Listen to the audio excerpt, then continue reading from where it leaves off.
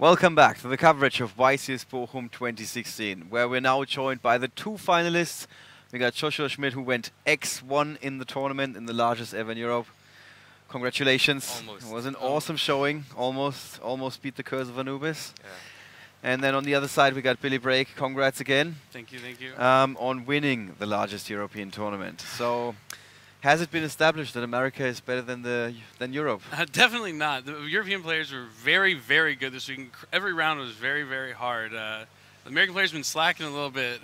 So hopefully, yeah, they've watched some of this coverage and realized how good all the European players are, and they stepped their game up because it was very hard. It seems like that Genki Dama thing was working for you. And there were quite a few players that said things like, half the people in the stream have only tuned in to watch Billy. So I appreciate it. I need everyone's support. Yeah, but on the other side, we had a lot of Joshua fans. I got to say that. I'm a Joshua's fan. Every round, we wanted to play each other. I wanted the chance to play, and matches didn't disappoint. Yeah, it was fun. Yeah, the finals, of course, were hard fought. For us, quite honestly, it was very hard to tell at times who was ahead. Me too. Okay. Yeah, no, that's part of the matchup dynamic. Yeah. It's just what it is. You never know with Paleozoic. Yeah. There was a time when Luke was like, yeah, Billy's ahead right now, and then one turn later, Joshua won the first game, for example. Oh yeah. No, I knew I was gone that game. No, Okay. game one was pretty clear. I think. Yeah. It's like there's a point with Paleozoic where there's just like no all the Metal Folk cards just because they scale so much and put so much of their hand face up in their extra deck, and you say, okay, at that point, okay, I can play around all that. So, yeah. So, in a nutshell, Joshua, what went wrong? I mean, I was thinking about in game 3, I'm heavily favored in timeout because I have the Waboku. And I'm like, okay, I have a 2000 defense monster and I have the Waboku and I have the Pikaya, which is the Destiny draw for the things. And I can just snap Waboku because I know he's playing Denko.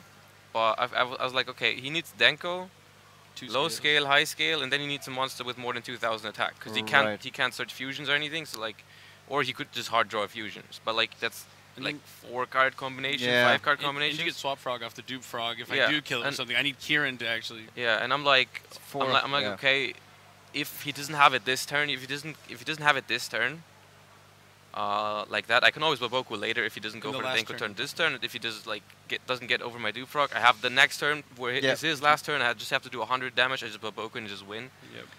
That's what I was hoping for. But like, how aware were you of that situation that Joshua just described? No, I was completely aware. Yeah, I had the Denko. Just had to hope nothing flipped up. My hand was I looked at my hand. It was insane. Like I couldn't be happier with the hand. Like it was perfect for the situation.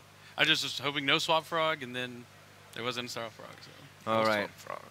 Okay, you guys, this is maybe a weird question, but who was your toughest opponent all weekend? Joshua He's Schmidt. the only one I lost to. So. Okay, there we go. Yeah, okay. I just wanted to double check. I didn't know if there was another crazy game in between or something. What do you made of the metagame after this tournament? Would if you have to build a deck for tomorrow, what would you change? I'm still gonna. I love Pendulum, so I'd probably still play Metal Foes, but this is going to be a very popular choice forever because people can see how good it is. But it requires a high degree of skill to pilot correctly because you only can do so much damage. You have to do literally everything right. Metal Foes is actually kind of similar in the same way. Yeah. What about you, Joshua? Yeah, I mean, I think the deck's really, really good. Even though it's totally not my style to play like 29 traps or whatever. No, I think it's 27. Like 27. Yeah, 27. It's like the last time I've entered an event with like more than 5 traps, probably like 4 years ago or something. But like, I mean, it really doesn't play like a trap deck. It's like it takes a turn of setup, and then like you can see what it can do. Yeah, like, yeah, it's absolutely. Like, it's so much more than a trap. So like, deck. but like, it really is hard, and the mirror match especially is like really weird dynamics because as soon as it doesn't work like just activate the trap, bring back your guys because the opponent will chain theirs and stuff. Right. Like, there's a lot of weird dynamics going on with this deck. So I really like the way it like shapes the metagame. It makes it definitely more skillful. It's not like ABC where. Yeah, I mean we had this discussion a couple of times where some players were claiming there's just 3 decks at the moment, and it did not look that way that weekend, to be honest. Yeah, there's just 2 decks actually. I'm just kidding. There is a lot of decks. Oh my god. This format's not as black and white as like a lot of players seem to like. There's a disqualification incoming next time you're in Europe. Oh no. No, we're good. Don't worry. Now, what is going to change? Looking a little bit further ahead into the future. Well, like in January we have like a new set coming with the DDD structure decks going to come. So there's going to be a lot of different stuff coming up. It's too early to tell. Until then, I think a lot of Paleozoic and Metal. Right. You would agree. Okay. I just want to, I don't want to keep you guys too long. I just want to ask a few more questions. Joshua, what's next for you? When are we going to see you fly to the US and win a tournament next year, probably. I want to go there, yeah. You've been warned. Yes, all right. Yes. And I heard stories that you're going to be back in Europe. I want to go to all of them next year. Oh, okay. Yep. So there's a very good chance that we're going to see this matchup unfold again. I hope so. I hope this is the beginning of a long history. Well, you're currently tied 1-1. I mean, Marcello told me this prior to the semi-finals, in fact, when he said that you were tied 2-2. With Marcello, yeah, we were tied 2-2. We were waiting for that fifth game. We were waiting for that fifth game. All right. And how much would you guys enjoy going up against each other in the World Championship?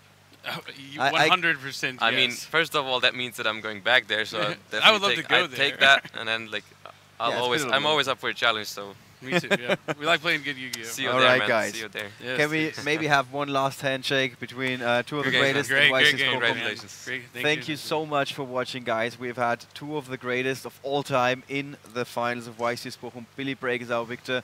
We're gonna. They are actually literally tearing down the stuff behind us. So we're going to be out of this venue very soon. We're just going to have a award ceremony very soon. And then after that, we're signing off from YCS Bochum. So hang around with us a little bit longer, then we can celebrate one more time the 4 finalists of YCS Bochum. And with that, we're signing off for our second to last break of the weekend. Break.